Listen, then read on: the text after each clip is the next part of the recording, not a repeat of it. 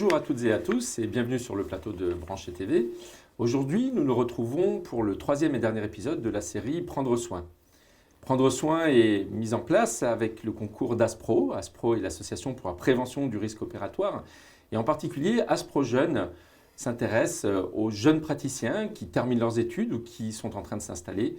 Et nous avons choisi de mettre en place cette série Prendre soin pour aborder trois thématiques. Le premier épisode s'intéressait aux relations entre les professionnels de santé. Pourquoi sont-elles si importantes, si particulières? Le deuxième épisode s'intéressait aux relations avec nos patients. Et aujourd'hui, nous allons en particulier aborder les relations à soi-même, comment les professionnels de santé prennent ou pas soin de leur santé et comment essayer de s'intéresser à ce qui peut perturber notre vie personnelle, notre vie professionnelle, comment se rendre compte qu'on est peut-être allé trop loin, comment gérer son stress, comment gérer sa fatigue. Et j'ai la chance d'avoir aujourd'hui autour de moi 5 invités. J'ai à ma gauche le professeur Vincent Travers, qui est chirurgien orthopédiste. Bonsoir Vincent. Bonsoir. J'ai Patrick Roger, qui est sophrologue à ma droite. Alors sophrologue, mais également musicien professionnel. Vous étiez en tout cas musicien professionnel et vous êtes aujourd'hui spécialisé également en gestion du stress. Tout à fait. J'étais oboïste avant. Bienvenue parmi nous. J'ai également à ma droite Estelle Fleuriot, qui est interne en biologie médicale à l'hôpital Bégin. Tout à fait. Bonjour. Et j'ai enfin le docteur Gilles Sipahi-Malani, qui est docteur junior en psychiatrie, également à l'hôpital Bégin. C'est tout à fait ça. Bonjour, merci. Enfin, nous avons à distance Marie Leroy, qui est juriste chez Branchet. Marie, vous êtes bien avec nous? Oui, bonjour à tous. Bonjour Marie. Alors, pour commencer cette émission, j'aimerais demander à nos plus jeunes participants s'ils ont comme ça en tête des souvenirs d'expériences, de situations qui auraient pu leur sembler difficilement venues. Nos études sont longues, on fait plus de 10 ans d'études et on est pourtant très vite confronté à des situations stressantes, à des situations fatigantes qui peuvent être éprouvantes à la fois sur le plan physique et sur le plan psychologique. Est-ce que, Estelle, comme ça, vous avez une situation qui vous revient à l'esprit, qui reste en tout cas dans votre mémoire comme une situation qui puisse être une situation difficile? Des situations difficiles, on en a tous connues à l'université pendant les concours, qui sont parfois très difficiles. Au début, on ne sait pas si on va vraiment arriver à faire la spécialité qui nous intéresse, à être médecin un jour ou une profession qui nous intéresse. Et ensuite, une fois qu'on est dedans, il y a des situations stressantes. Dès qu'on a des décisions à prendre, ça peut remettre en question beaucoup de choses. Et il faut savoir avoir confiance et en même temps, justement, se remettre en question dès que c'est nécessaire. Alors c'est vrai que nos études sont déjà longues et éprouvantes. On a tous en souvenir le passage par ces différents concours. On en discutera tout à l'heure avec Patrick Roger, comparer notre vécu à celui d'autres professions, des musiciens de haut niveau, des sportifs de haut niveau. Et un sondage, même une enquête aujourd'hui fait état de plus de 50% des étudiants en médecine qui se posent la question d'interrompre leurs études. Alors moi je me souviens, ça fait pourtant pas si longtemps que ça, quand j'ai fait mes études en médecine, de la joie de réussir à passer la barrière de la première année de ce fameux concours, et puis de la joie ensuite de choisir une spécialité, une ville où exercer le métier qui me plaise. Ça me semble énorme, 50% comme ça. Ça vous fait réagir, Gilles? 50%, la moitié des étudiants, pour vous, ça vous étonne ou pas? Je ne connaissais pas ce chiffre, mais c'est vrai que c'est des études qui sont difficiles. Moi, dans quelques mois, je vais terminer mes 10 années, donc j'arrive presque au bout. Et j'ai de la chance d'être motivé et d'évoluer dans un environnement professionnel qui est très favorable, donc d'être dans des bonnes conditions. Mais effectivement, les études de médecine, elles demandent du temps, de l'effort, des sacrifices. Des fois, il y a la partie professionnelle qui vient envahir un peu la partie personnelle aussi. Ça peut avoir un impact sur la vie affective, la vie familiale. Donc, c'est des choses qui ne sont pas évidentes, sans compter la dimension purement médicale où on est confronté à la souffrance des patients, voire à la mort. Bien sûr. Alors vous êtes donc docteur junior en psychiatrie. Est-ce que vous avez, j'imagine que oui, connu des événements qu'on pourrait qualifier de déstabilisants au cours de votre internat, comme ça? Est-ce que le premier souvenir, un souvenir qui vous reviendrait d'une situation difficile, soit au cours d'une garde, soit en journée? Je pense qu'on est régulièrement confronté à des situations difficiles. Moi, dans le cadre de ma pratique, les moments où je peux me sentir le plus en difficulté, je pense que c'est dans le contexte de l'urgence, quand on est sollicité par nos confrères urgentistes qui nous demandent de donner des avis, et on est parfois amené à prendre des décisions qui sont qui sont pas évidentes sur le plan médical, sur le plan éthique, notamment quand il y a des patients qui sont dans un état très grave, qui vont nécessiter des soins et qui ne sont pas en mesure de donner leur consentement, qu'on doit statuer sur des soins sous contrainte. Et en général, ça se fait dans dans des conditions qui ne sont pas du tout adaptées. Le contexte de l'urgence, on doit contacter la famille. Et dans ces cas-là, on peut avoir l'impression des fois d'être allé trop vite, de ne pas avoir les compétences nécessaires et de se sentir en difficulté, surtout quand il y a plusieurs prises en charge à gérer en même temps. C'est des moments de tension. Alors, nous avons fait le choix de nous intéresser aux soins, puisque c'est notre vocation en tant que professionnel de santé. Et pourtant, de proverbe, les cordonniers sont les plus mal chaussés et charité bien ordonnée commence par soi-même. Je ne sais pas si ça vous fait réagir, mais est-ce que vous prenez, si aujourd'hui je vous pose cette question, Estelle, est-ce que vous prenez soin de vous ?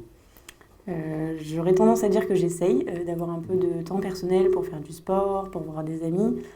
C'est vrai qu'on n'est pas dans la profession où on a le plus de temps libre. Il faut savoir dire non ou arrêter parfois des journées qui sont trop longues. Mais c'est vraiment pas facile d'en arriver à ce constat. Voilà. Et vous, Gilles, qu'est-ce que vous, dans une semaine classique, qu'est-ce que vous faites pour vous-même ? Est-ce que vous avez des activités, des temps dans la semaine, des moments dédiés à votre confort ou à prendre soin de vous, simplement ? Oui, tout à fait. On apprend à préserver ces moments-là justement au fur et à mesure des études. Il y a des moments où la partie professionnelle va prendre plus de place et donc on apprend à préserver ces moments-là. Moi, c'est passer du temps avec mes proches, mes loisirs, lire, prendre du temps sans faire d'activité particulière aussi, ne rien faire, c'est aussi important, je trouve. Alors, je suis à la fois heureux et presque surpris d'entendre mes jeunes confrères qui prennent du temps pour eux. Je m'intéressais à ce qu'un autre de mes confrères, le professeur Vincent Travers, qui est donc chirurgien orthopédiste, chirurgien de la main, tout au long de votre carrière, est-ce que vous diriez maintenant, avec le recul, que vous avez pris soin de vous ? Non, pas du tout. On n'a pas été formé comme ça. Alors, je dirais que ce n'est pas tellement le problème du stress, des stress aigus, des situations d'urgence. Ça fait partie de notre cœur de métier. Et dans l'ensemble, je vois dans tous les week-ends de gestion du stress que j'ai organisés, le stress aigu, ça ne nous pose pas de problème. C'est plutôt une espèce d'usure. Et puis, effectivement, le fait de s'oublier. On est des soignants. Mais soignant, ça peut s'écrire de deux façons. Ça peut s'écrire S-O-I, plus loin, niant, N-I-A-N-T. C'est-à-dire qu'on se nie soi-même. Surtout qu'on fait ces études parce qu'on pense que c'est le plus beau métier du monde, première chose. Et deuxième chose, on nous éduque à ce qu'on soit des super-héros. Donc, super-héros, le plus beau métier du monde, donc on s'oublie. Et donc, les gens que je voyais en gestion du stress, ils me disaient, je travaille tous les jours, oui, tous les jours. Le samedi, oui, tous les jours aussi. Et je prends 15 jours de vacances, oui, mais ce n'est pas des vraies vacances parce que je reste quand même en contact au cas où. Et donc, je leur disais, c'est facile. Il suffit de diminuer votre activité. C'est pas possible. Je ne peux pas. Mais pourquoi vous ne pouvez pas ? Ah mais non, c'est pas possible. Je dis, c'est facile, vous prenez votre agenda, un crayon, et hop, et vous diminuez votre temps de travail. Puisque le problème, c'est ça, c'est une surcharge de travail qui crée donc la première composante du burn-out, qui est l'épuisement émotionnel. Tous les chirurgiens et les anesthésistes, même encore pire, que je voyais, ils étaient dans un état dramatique. Alors, on décrit souvent la profession de médecin comme plus qu'une profession, une vocation. Est-ce que vous avez l'impression, tous les deux, je m'adresse à mes jeunes confrères, que c'est toujours une vocation pour vous, Estelle, quand vous avez choisi de faire de la santé, la médecine, la pharmacie, peu importe, c'est une vocation ou c'est un métier comme les autres ? C'est une vocation. En revanche, il est vrai que quand on discute avec des amis qui sont également internes, aujourd'hui, la qualité de vie, la vie personnelle, le à côté est très important. Et je pense que dans l'avenir, il faudra vraiment trouver un juste milieu entre cette carrière professionnelle qui est exigeante, parce que pour arriver à être un bon médecin, un bon chirurgien, je pense qu'il faut passer quand même beaucoup de temps à l'hôpital et tout ne s'apprend pas dans les livres. Et en revanche, il faut quand même savoir se préserver, comme on le disait, et pas arriver en fin de carrière complètement usé et lessivé. Et pour vous, Gilles, c'est aussi une vocation ou alors c'est difficile de reprendre un... Non, pas du tout, c'est un instant. Mais est-ce que vous considérez votre métier comme plus qu'un métier, un véritable engagement ? Alors parfois on parle même de sacerdoce, c'est peut-être exagéré aujourd'hui. J'avoue que je ne saurais pas trop répondre à cette question. En tout cas, ça me plaît beaucoup ce que je fais. Moi, je prends beaucoup de plaisir. J'ai tendance à ne pas compter mes heures et justement, c'est là où il faut faire attention et pouvoir faire autre chose que de la médecine aussi dans sa semaine, je pense. D'accord. Mais oui, plutôt côté vocation, je pense. Alors, on reviendra, je vous redemanderai ensuite vos impressions sur certains sujets. En tout cas, ces situations de stress, ces situations de fatigue peuvent aller loin. On peut aller jusqu'à ce qu'on appelle l'épuisement professionnel. Alors, on s'intéressera à la sémantique. Je solliciterai nos deux experts pour expliquer ce qu'est l'épuisement professionnel, ce qu'est le burn-out. Se pose aussi souvent la question du sens. Et la période de pandémie que nous avons vécue il y a quelques années a fait réagir certainement beaucoup de monde sur quel sens donner à un métier dans une vie. Avant d'aller dans cette direction, j'aimerais avoir l'avis de notre juriste, Marie, puisqu'il arrive que dans certaines situations, on se retrouve un peu seul face à un stress, face à une situation inattendue, face à un épuisement. Est-ce que vous pourriez nous décrire ce que l'on peut proposer, à quoi on peut avoir recours dans certaines de ces situations ? Alors oui, merci de me donner la parole. En fait, ce que je voulais dire par rapport à ces situations de stress, justement, c'est que nous, chez Branché, nous les juristes, qui sommes les interlocuteurs que nous assurons au téléphone pour des questions multiples, c'est qu'on intervient sur différents volets pour les orienter. D'abord, un volet de prévention pour anticiper ces situations de risque de sinistre et donc, a fortiori, ces situations de stress. C'est ce qu'on appelle en fait l'assistance juridique branchée qui est représentée par notre service à la défense indemnisation. Lors de cet échange, en fait, on peut être amené à communiquer beaucoup d'informations sur différents volets médico-légaux dans l'anticipation, l'importance de la communication entre personnel de santé, par exemple l'importance de communiquer avec ses confrères, même lorsqu'on change d'établissement, quand on récupère le patient d'un confrère, le prévenir, lui envoyer si besoin des nouvelles, etc. Pour qu'il y ait une réciprocité et une confraternité qui s'installe et une relation de confiance. L'importance de réaliser une checklist, de les adapter et de connaître les interlocuteurs avec lesquels on va échanger sur cette checklist. Ça, c'est très important pour éviter, par exemple, les événements indésirables graves.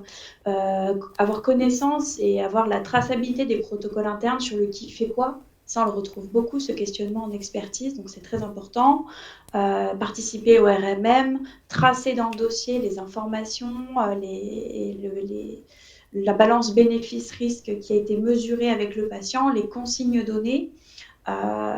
Nous, chez Branché, on met également à disposition des fiches d'informations spécifiques, les fiches ASPRO, et on développe aussi l'outil Je Consens, qui permet aussi de réduire en fait la charge administrative, et qui est quand même une charge qui est aussi à la fois importante au niveau du temps, mais aussi une charge mentale pour les praticiens. Ça peut être réduit par cet outil informatique.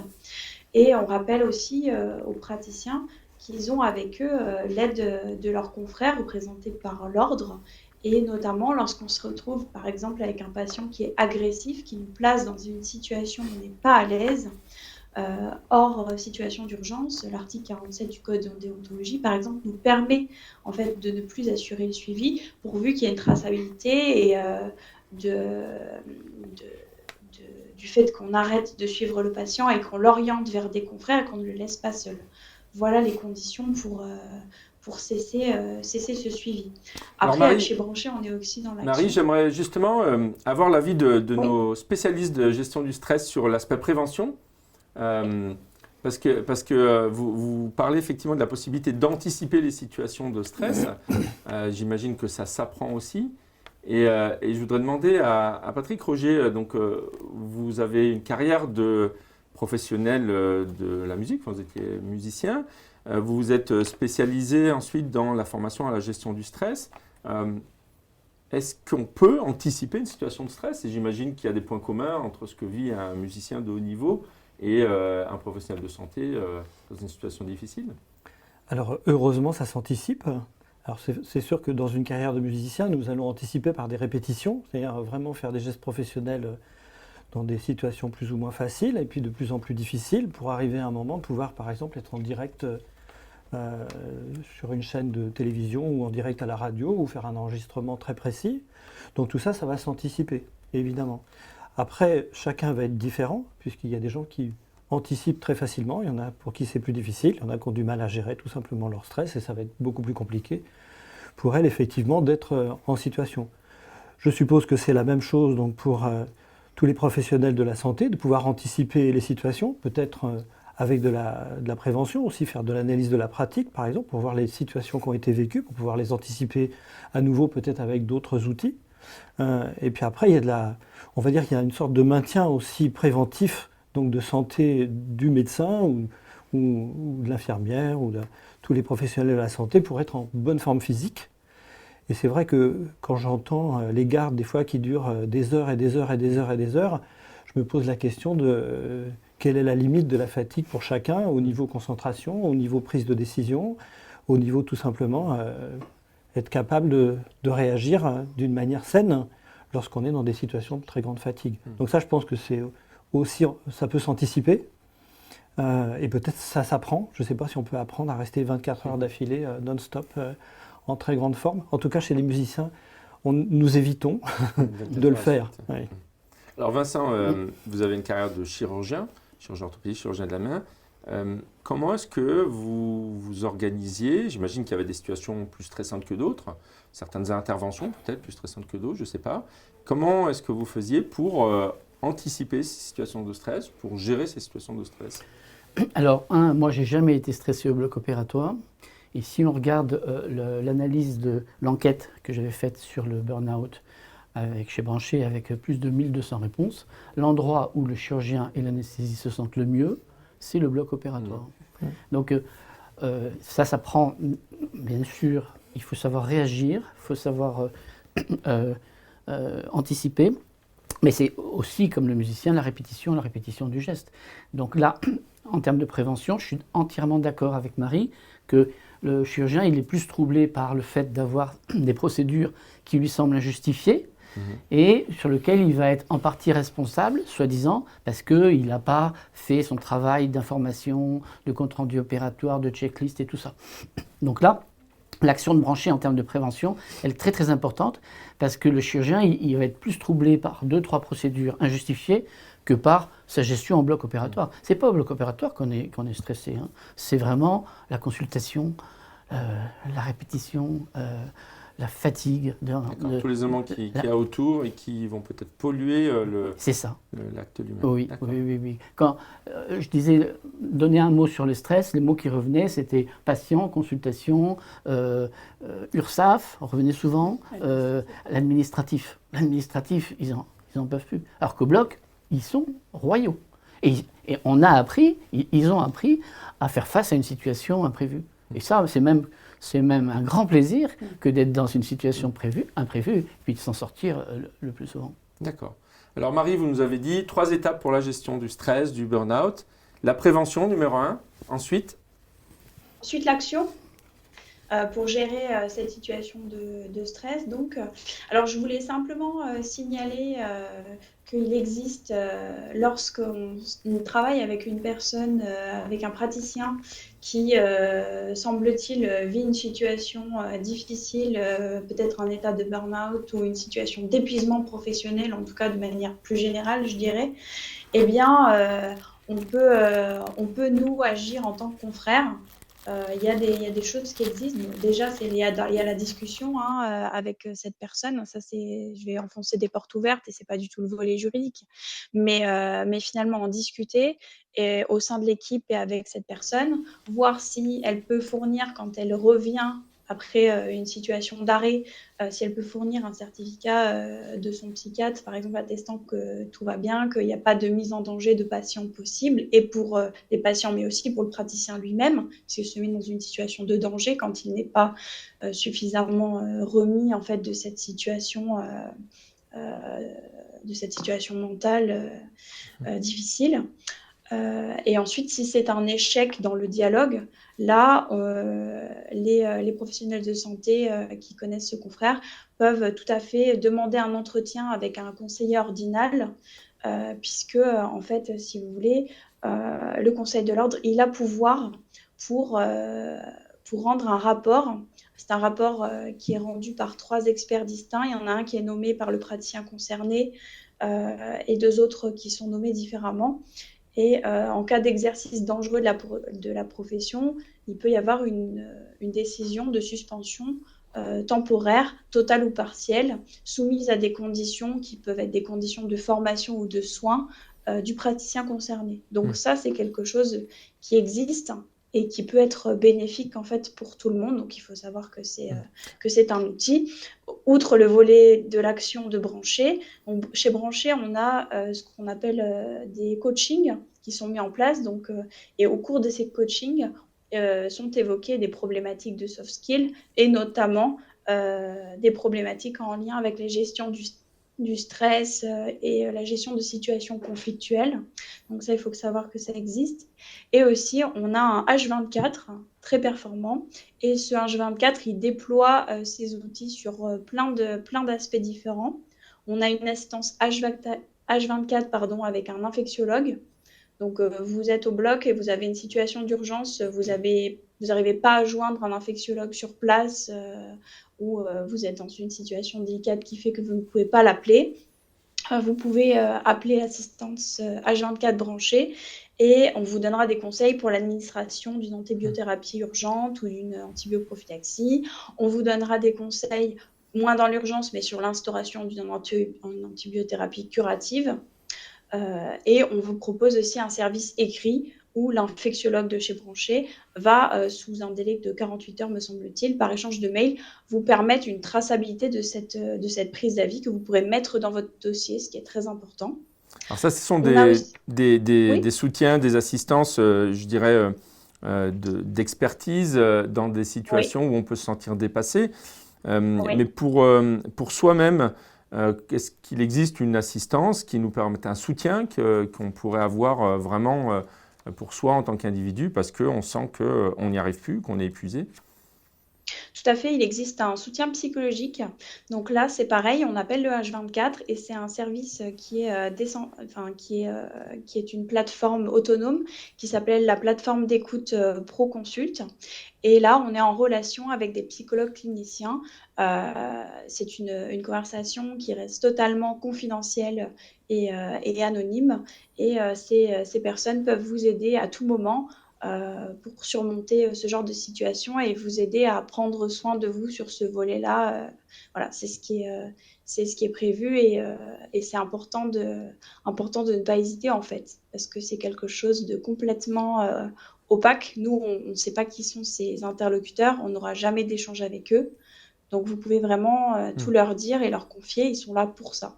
D'accord. Ça, c'est très, L'identité des assurés qui font appel à ce service, qui est un service gratuit, cette identité n'est pas connue de Brancher et Ni c'est de un service l'assureur. c'est ni de qui que ce soit.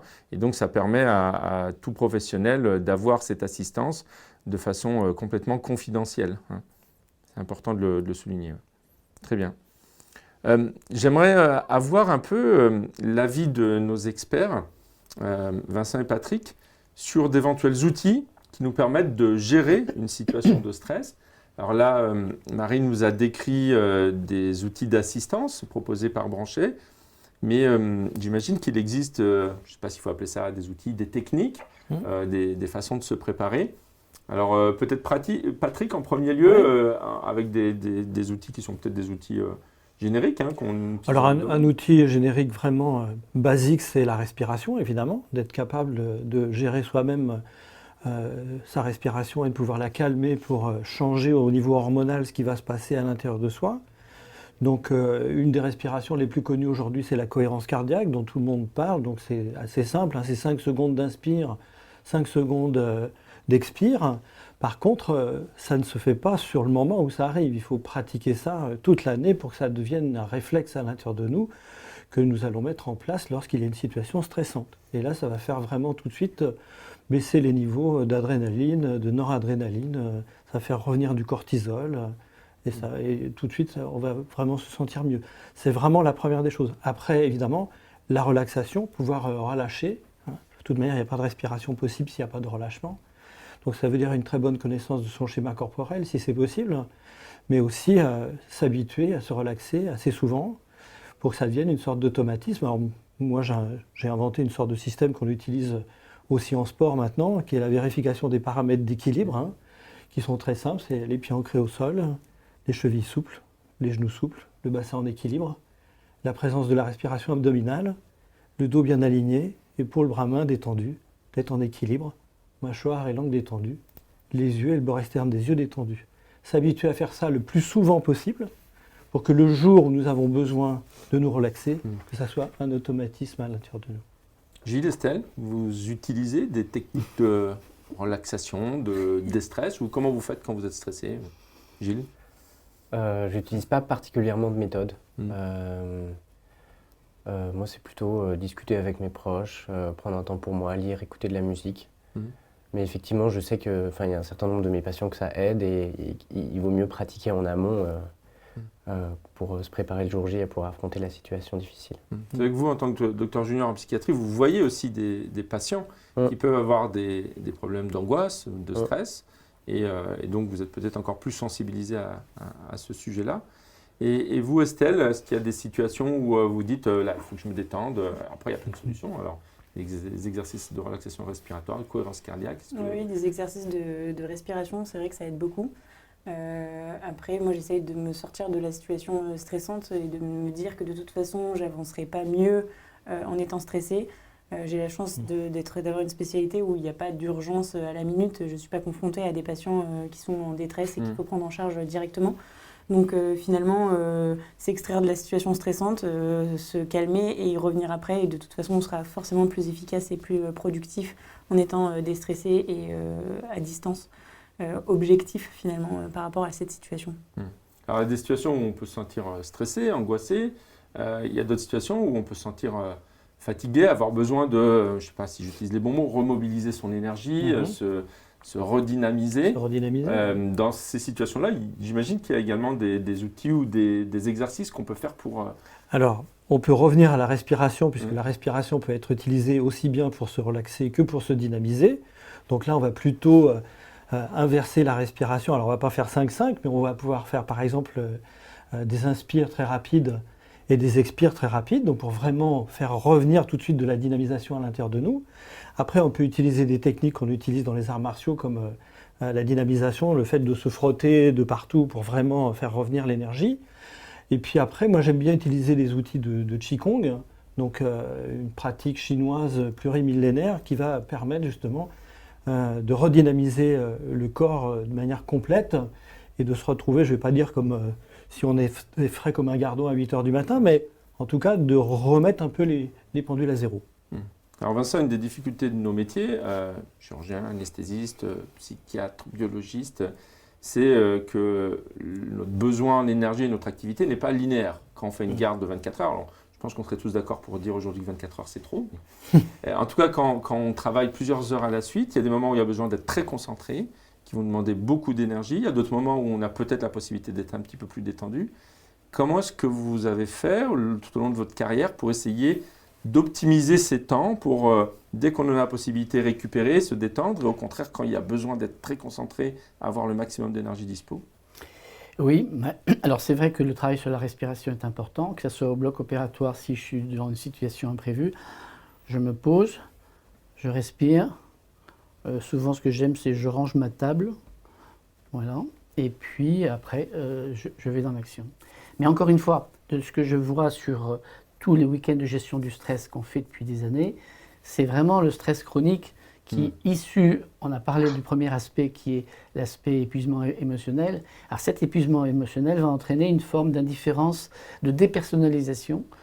Donc le patient devient un peu moins important pour le chirurgien ou pour le médecin. Et à partir du moment où il devient de moins en moins important, on se rend compte qu'on travaille moins bien et du coup on perd la valeur de son métier. Et donc moi, ce que je voyais arriver dans les week-ends de gestion du stress, c'est des chirurgiens et des anesthésistes qui disaient, mais de toute façon, qui étaient gris foncé, quoi.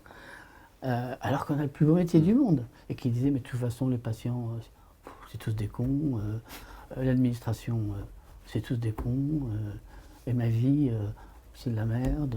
Mais grave. Au point que j'ai quand même plusieurs amis qui se sont suicidés. Hein. Donc ça Alors, ça arrive. Hein. Quand on en arrive à ce point-là, j'imagine, c'est qu'il y a eu un chemin de chronicisation Oui. de ces troubles. Oui. D'où l'importance de s'en rendre compte tôt, Oui. soi-même, Oui. ou grâce à son entourage. Estelle, Gilles, dans votre entourage, vous avez des amis, des proches en qui vous avez particulièrement confiance, c'est-à-dire quand ils vous disent tu devrais te calmer, ou tu devrais aller te coucher, ou tu devrais te reposer, vous les écoutez? Je sais que mes enfants, ils savent très bien ce que c'est le lendemain de garde. Ah. Voilà, vous diriez autour de vous, vous avez quelqu'un ou plusieurs personnes qui sont les garants comme ça peut-être de votre, de votre sécurité. Oui, c'est une forme de sécurité. Il y a les proches, et puis dans l'environnement professionnel où j'évolue, on est assez quand même sensible à la question des soins psychiques, et donc on a un travail de supervision presque obligatoire. On a quand même des espaces pour pouvoir discuter, faire part des difficultés qu'on peut avoir avec les patients, de comment on se sent. Donc je dirais que peut-être en psychiatrie, il y a quand même ça, même si il y a quand même des personnes qui travaillent et qui vont mal en psychiatrie, hein, mais on va dire qu'il y a quand même des choses qui sont mises en place pour essayer de prévenir les difficultés. Ouais. Vous, Vincent, au cours de votre carrière, pareil, vous aviez des anges gardiens ou des... Mon ange gardien, c'était moi. Et par contre, dès que je sentais que ça commençait à plus aller, que pour des raisons de vanité, d'argent, d'ego, je n'étais plus moi-même en travaillant trop ou en travaillant mal. J'ai toujours su réagir. Et alors, je surprenais justement le week-end de gestion du stress. Je disais, moi, un jour, j'ai dit, je ne travaillerai plus le matin. Donc pendant des années, je travaillais que l'après-midi. Il faut pouvoir le faire. Eh bien justement, tout est possible. Parce que le premier frein, c'est nous-mêmes. Donc c'est à nous de dire, non, ça, non. La vie est courte. Mais pourtant, la vie est belle. Mais pourquoi se gâcher sa vie avec le plus beau métier, juste pour des raisons, je vous dis, d'ego, d'argent, de vanité? Vous vous rendiez compte quand ça n'allait pas? Oui, tout de suite. Tout le monde ne s'en rend pas compte. Tout le monde s'en rend pas compte.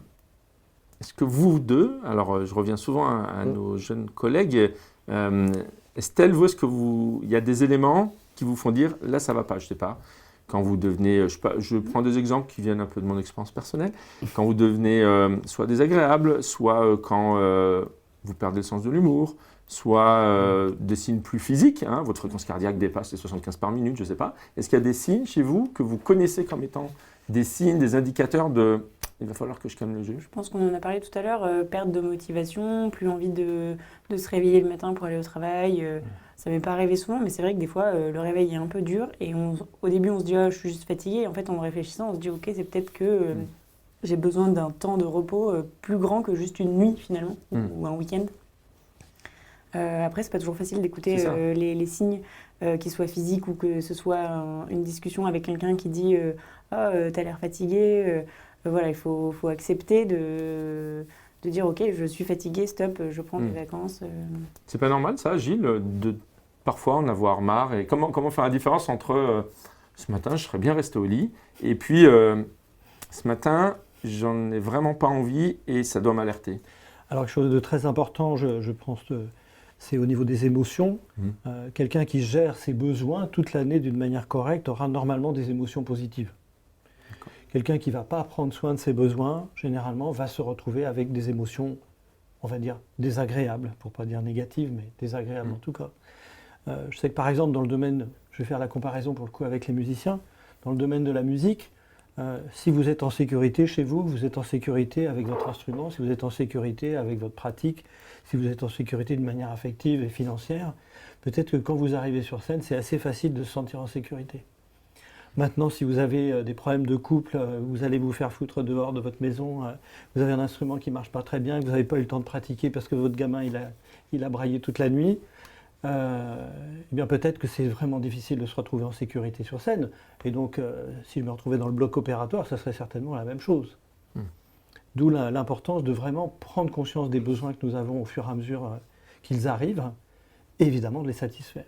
Donc, besoin évidemment de repos, besoin de sécurité, besoin de légitimité, et puis tous les besoins possibles qui existent, et ils sont très nombreux chez l'être humain.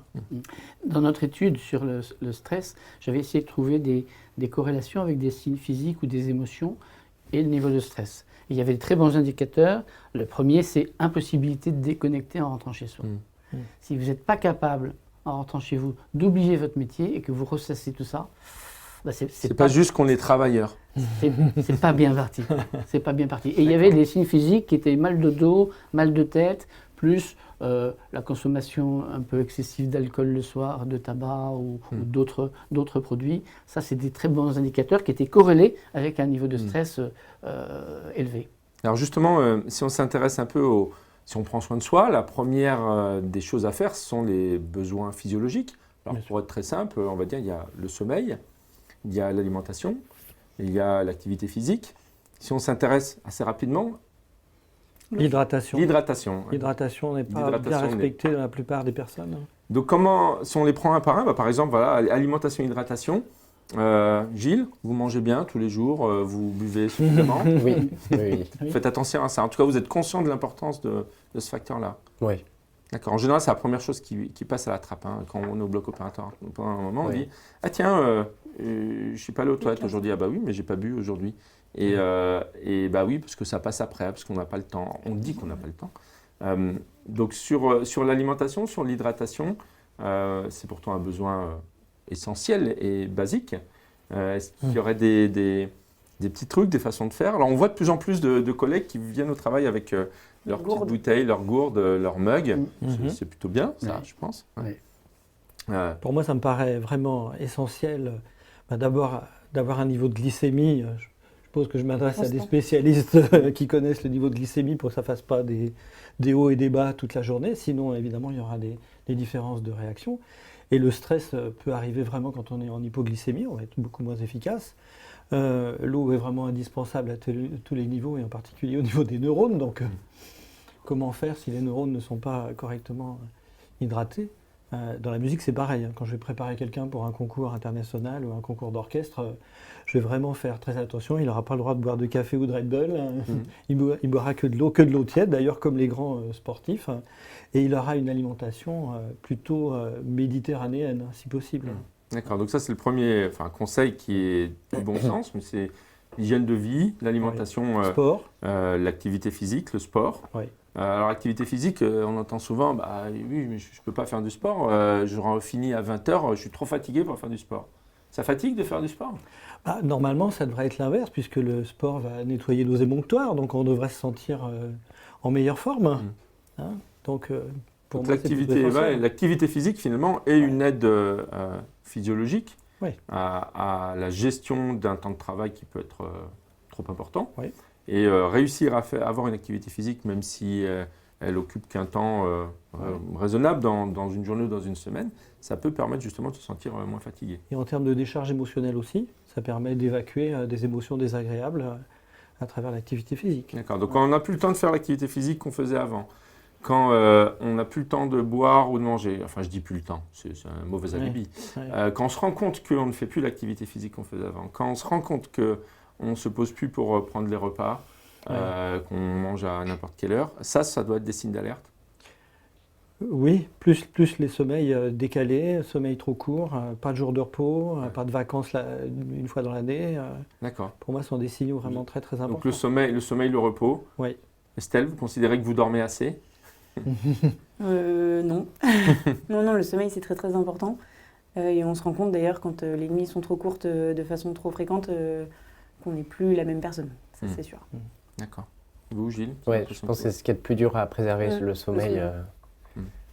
Et puis avec les années passant, la façon de gérer son sommeil est souvent de plus en plus difficile. Alors on n'est pas tous égaux face au sommeil. Il y a des gens qui s'endorment très facilement, d'autres c'est beaucoup plus compliqué. Mais c'est rare qu'année après année, ça s'améliore. Donc en général, mieux on arrive à gérer quand on est jeune l'organisation et la structuration de son sommeil, mieux on arrive à le gérer au fil des années avec une déstructuration qui peut arriver. Des conseils simples pour se reposer le lendemain d'une garde? Vincent, comment faisiez-vous en sortant de garde pour vous reposer? Moi, j'ai la capacité de déconnecter complètement. Je quittais la clinique ou l'hôpital et Et ça y est, je pensais à jouer avec mes enfants. Jouer, c'est important. Être dans le jeu par rapport à... Le jeu, c'est sans enjeu. Il y a les enjeux et après il y a les jeux. Donc je jouais beaucoup avec mes enfants. D'accord, avoir une activité autre que l'activité professionnelle Oui. et où, comme vous dites, il n'y a pas d'enjeu. Et quelque chose d'un peu enfantin, d'un peu simple, et c'était important. Et moi, j'aurais toujours souvenir d'une phrase que mon fils m'a dite un jour, ça m'a fait réagir. Il m'a dit, je ne serai jamais chirurgien parce que quand on est chirurgien, on ne voit jamais ses enfants. Ouais. Donc là, j'ai pris un coup. Et c'est à partir de là que je me suis dit, non, là, ça y est, il va falloir changer. Tu travailleras moins, tu gagneras moins, tu seras moins machin, mais au moins tu seras à l'essentiel. Donc moi, mes enfants, c'est vraiment c'était ça. Quand j'avais terminé, d'ailleurs j'ai eu 7 enfants, donc j'ai de quoi m'occuper. Je pense qu'il doit y avoir également un engrenage que l'on retrouve par exemple chez les musiciens, c'est-à-dire à partir d'un certain niveau, les gens vont être de plus en plus sollicités pour faire des concerts, pour faire des enregistrements, pour faire des tournées. Évidemment, ça porte l'ego très haut. C'est ça. Et donc la personne va se mettre à surtravailler, à avoir trop de responsabilités et ne pas se rendre compte justement qu'elle dépasse ses limites. Et ça peut être très brutal pour un musicien, puisque là, il y a aussi des choses très très physiques, physiologiques, en termes de musculation, par exemple, la musculature de la bouche, ou des doigts, ou des bras, ou des épaules, ou du dos.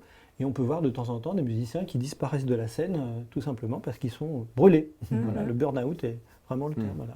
Alors ça, c'est l'évolution la plus péjorative, c'est-à-dire ça commence par de la fatigue, de l'angoisse, éventuellement, des perturbations physiologiques sur l'alimentation, sur l'activité physique, sur le sommeil, on ne se rend pas forcément compte. Ouais. Puis ça continue, et puis on est moins intéressé, on se pose des questions.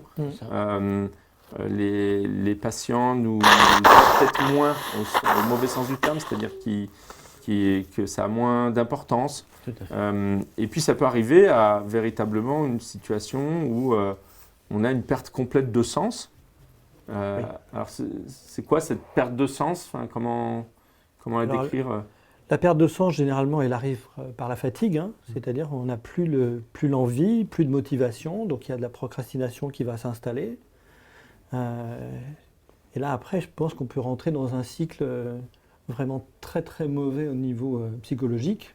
Et là, avoir de l'anxiété, après avoir un mauvais sommeil, plus avoir envie de manger, et puis là, ça peut être assez vicieux après. C'est très culpabilisant la perte de sens, parce que on se dit, mais attends, c'est pas possible, les patients n'ont plus de sens pour moi, ou mon travail n'a plus de sens pour moi. D'ailleurs, on ne sait pas trop comment réagir, parce que quand on réfléchit, on se pose, on dit, j'ai un travail, je gagne pas trop mal ma vie, je suis valorisé par la société, pourquoi je suis pas heureux? Alors c'est normal de réagir comme ça? Il faut penser que c'est normal de réagir comme ça. Après, moi, je trouve pas ça du tout normal, mais ça veut dire qu'on a dépassé des limites et comment revenir en arrière là? Là, je sais pas comment vous vivez ça au jour le jour. Est-ce que vous êtes conscient de vos limites de sommeil, d'envie de faire des choses aussi au départ, qui ont du sens pour l'instant parce que vous êtes très jeune? Qu'est-ce que ça donnera effectivement lorsque vous aurez fait un peu le tour de votre métier, vous aurez rencontré tous les gens que vous pouvez rencontrer? J'ai l'impression qu'ils y sont plus sensibles aujourd'hui. En tout cas, moi, je vois, il y a des dispositions qui existent dans nos statuts, dans nos professions. Alors, quel que soit le mode d'exercice, que ce soit un exercice libéral, il y a avant tout, ce que je dirais, la liberté. Comme disait Vincent, on peut choisir soi-même. Et puis même, sans en aller jusque-là, il y a dans certains de nos statuts de professionnels de santé la possibilité de se poser, de prendre un temps. Alors, c'est les jours de congé, tout simplement. Ça peut être les disponibilités. Et je sais, par exemple, que ma promotion d'interne, personne ne prenait de dispo à l'époque. On prenait de dispo si on avait un proche qui avait un cancer en phase terminale, quoi. Mais on ne prenait pas de dispo. C'est vrai. Puis, c'est devenu un peu plus fréquent. De temps en temps, il y a quelqu'un qui prenait de dispo. Alors, tous les chefs se regardaient, pourquoi ils prennent de dispo? Et puis, aujourd'hui, quasiment tous les internes, à un moment ou à un autre, vont prendre une disponibilité parce qu'ils considèrent, j'ai l'impression, que ça fait partie d'un temps normal au cours d'une carrière. Alors, c'est vrai que fini nos études, on a 30 ans. Ça leur semble un temps normal au cours d'une carrière pour se poser. Vous avez prévu ou ça vous semble normal, vous, de prendre une dispo? Parce que je regarde tous les deux, peut-être que je ne suis pas au courant. Non, c'est vrai que ça revient souvent, ce terme où les internes vont dire je prends une dispo parce que si je ne le fais pas maintenant, je ne le ferai jamais. C'est vrai que moi, je l'entends beaucoup. dans les internes que je peux croiser. Et autour de vous, Gilles? Autour de moi, beaucoup.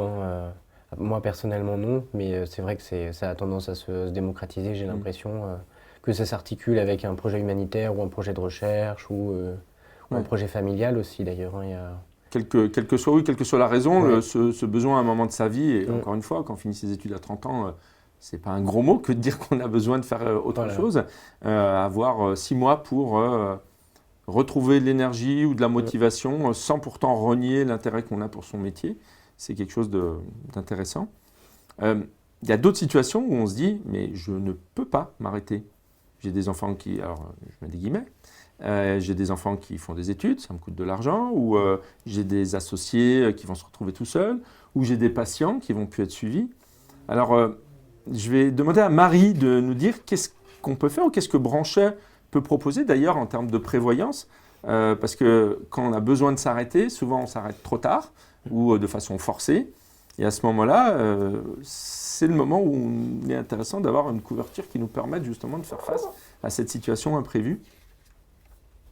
Oui, alors justement, en termes de prévoyance, il faut savoir que c'est très important de se poser la question en amont, en fait, quand on va commencer son exercice professionnel, et d'avoir tous les tenants et les aboutissants contractuels, savoir ce qui est couvert, ce qui n'est pas couvert et quelles sont les conditions.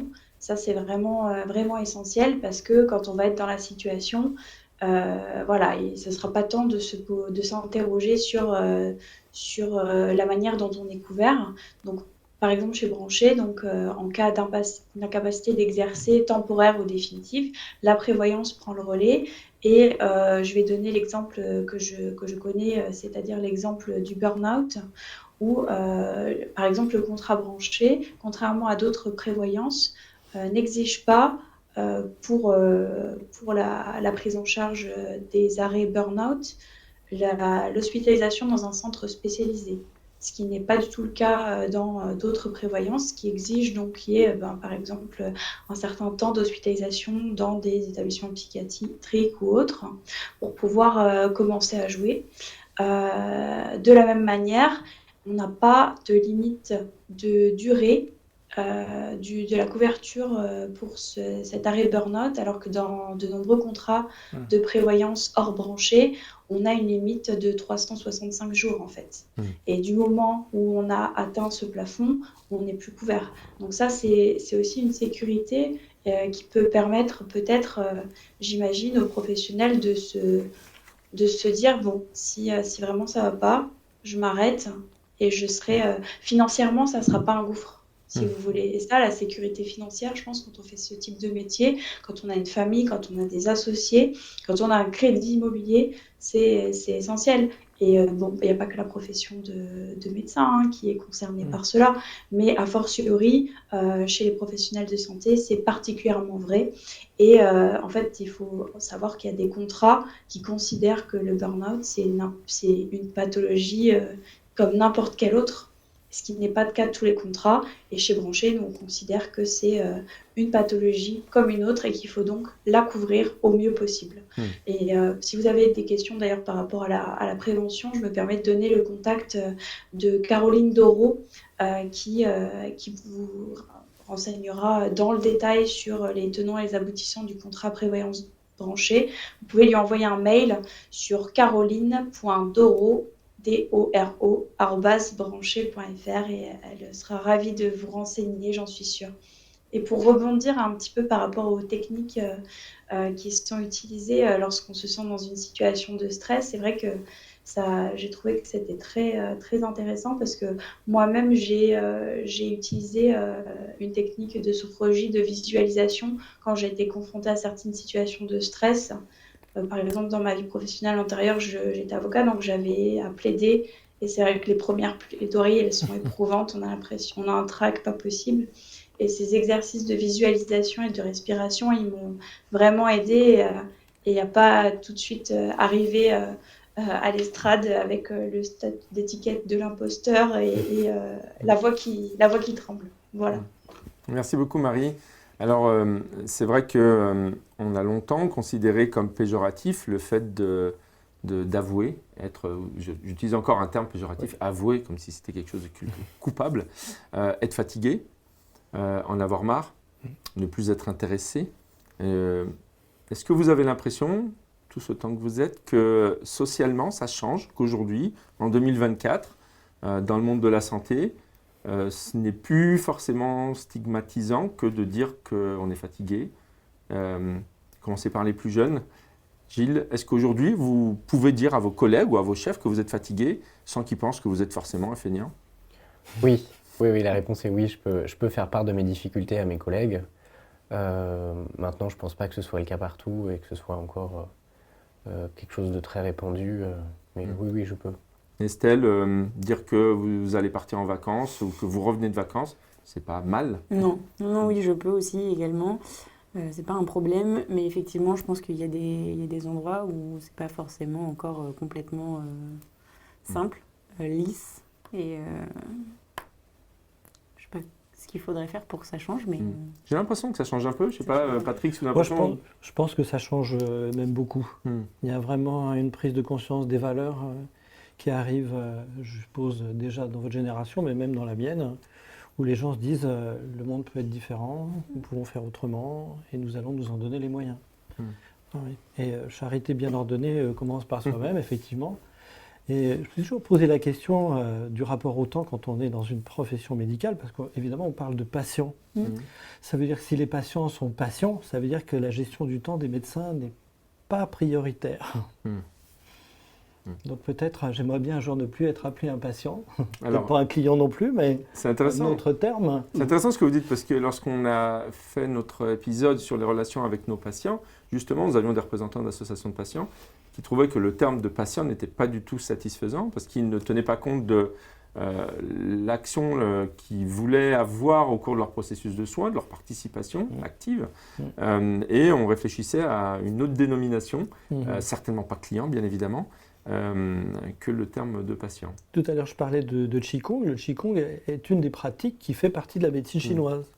C'est-à-dire que quand vous êtes malade, on va vous demander de faire du Qigong tous les jours pour participer à votre guérison. Et peut-être faut introduire le Qigong dans la médecine européenne. Alors tout ça, donc on peut dire qu'on est fatigué, on peut dire qu'on veut partir en vacances, on peut dire qu'on en a marre, on peut dire qu'on n'y arrive pas. Donc Vincent, on n'est plus des super-héros? C'est ça, on n'est plus des super-héros, ce d'autant qu'un élément très très important dans la dévalorisation de l'image que le monde en général a du médecin ou du chirurgien, il y a l'administration. Il y a le pouvoir administratif qui, quand même, en 30 ans, moi j'ai vu la différence. Il y a 30 ans, à l'hôpital, c'était le chef de service qui convoquait le directeur de l'établissement dans son bureau. Maintenant, d'abord l'administration, ils sont 20 000. Et puis, quand vous voulez opérer et que vous ne pouvez pas, parce qu'il n'y a pas d'infirmière, parce qu'il n'y a pas de salle, parce qu'il n'y a pas de ceci, il n'y a pas de cela. Alors ça, c'est un élément très, très, très mauvais pour nous, puisqu'on a un super métier, on est des super-héros, mais on nous coupe les ailes. Et que ce soit les groupements hospitaliers, que ce soit les groupements cliniques, ça, c'est vraiment terrible. Et du coup, les jeunes, ils se sentent dénués de sens et ils se sentent un peu seuls aussi. Parce que peut-être on a un petit peu oublié la notion de compagnonnage qu'on avait autrefois en salle de garde et durant les gardes. Mais ça, alors l'administration, moi je suis très très inquiet. Parce que comment faire pour lutter contre ce pouvoir administratif qui nous brise finalement. Alors peut-être en les intégrant justement à ces processus de gestion de stress, parce qu'il y a aussi des jeunes, j'imagine, parmi nos dirigeants et administratifs, et je ne vois pas pourquoi est-ce qu'ils ne vivraient pas eux également cette crise, entre guillemets, ou cette remise en question. Donc peut-être qu'en les intégrant à nos réunions, à nos formations de gestion du stress, de communication non violente, de gestion des conflits, on arriverait à leur faire prendre conscience et à les intégrer à nos équipes avec un résultat satisfaisant. Et transformer le mot crise en opportunité. Ce serait en tout cas un beau résultat. On va rester sur cette note optimiste. Oui. Alors merci en tout cas, on approche de la fin de l'émission. Merci à tous nos invités, à toutes nos invités d'avoir été avec nous aujourd'hui. Je retiens donc que prendre soin des autres, c'est en premier lieu prendre soin de soi-même. Prendre soin de soi-même, ça ne veut pas dire ne pas s'intéresser aux autres. Ça veut dire être attentif à des signaux qui peuvent être des signaux précoces d'alarme. Ça veut dire écouter ses proches qui vous veulent du bien. Ça veut dire faire attention à son activité physique, faire attention à son alimentation, à son hydratation, faire attention à son sommeil. Ça veut dire ne pas hésiter à en parler autour de soi. Et lorsqu'on se sent seul, voire qu'on est seul, ne pas hésiter à recourir à tout ce qui peut exister autour, que ce soit des plateformes d'appel, que ce soit des associations, que ce soit des dispositions avec des contrats d'assurance qui permettent justement d'avoir des personnes ressources. Et que lorsque malheureusement on se retrouve dans une situation difficile, il faut savoir se poser avant que ce soit trop tard. Et le fait de se connaître soi-même permet de se poser de façon précoce avant qu'il y ait des conséquences malheureusement parfois dramatiques à ces situations-là. Voilà. Je vous remercie pour votre présence à toutes et tous. Je rappelle à tout le monde que c'est le dernier épisode de cette série de 3 Prendre soin, que les 3 épisodes sont disponibles en replay sur la plateforme Branché Solutions. Et je vous remercie de nous avoir suivis. Vincent. Et un dernier mot, chez Branché, nous organisons un week-end qui sera un week-end de gestion des conflits et de l'agressivité dans notre exercice. Donc si vous avez envie de prendre soin de vous, vous vous inscrivez à ce week-end, c'est du 4 au 6 octobre et ça vous permettra de ressortir avec plus de sérénité. Et il y aura, j'imagine, d'autres éditions organisées régulièrement au fil des années. Tout à fait. Donc là, octobre, après mai 2025, donc vous vous adressez chez Branché, ils vous donneront toutes les dates et les lieux. Parfait. Merci beaucoup à toutes et à tous et très bonne journée. Merci. Merci. Merci. Merci.